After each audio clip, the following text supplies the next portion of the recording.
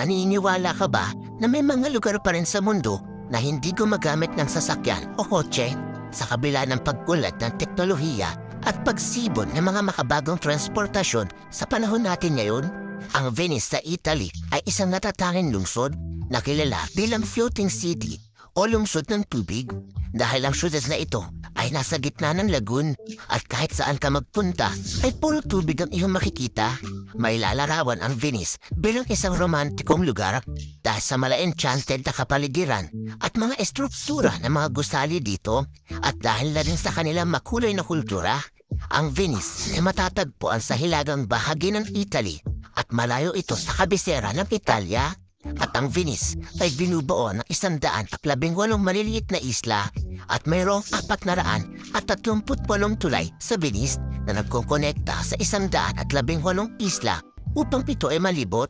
At alam mo ba, ang floating city o Venice ay isang car-free zone at malaya ka rito makakapaglakad-lakad sa mga kalsada nang hindi nag-aalala na baka mabundol ka ng mga sasakyan.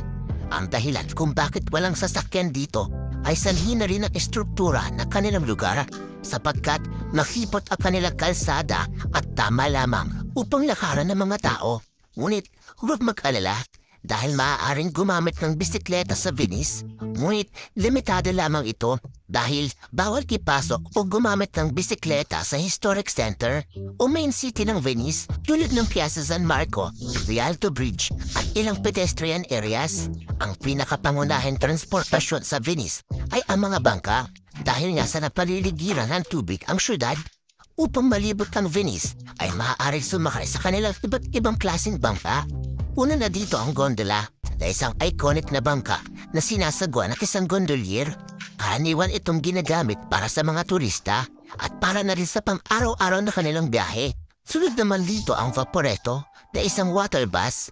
Ito ay ang pangunahing transportasyon na marami ang pwedeng maisakay at ito ay isang pampublikong transportasyon sa Venice. At ang panghuli naman ay ang water taxi na di hamak na mas mabilis, ngunit ito ay private o eksklusibo para sa mga transfer mula sa airport o mga espesyal na okasyon.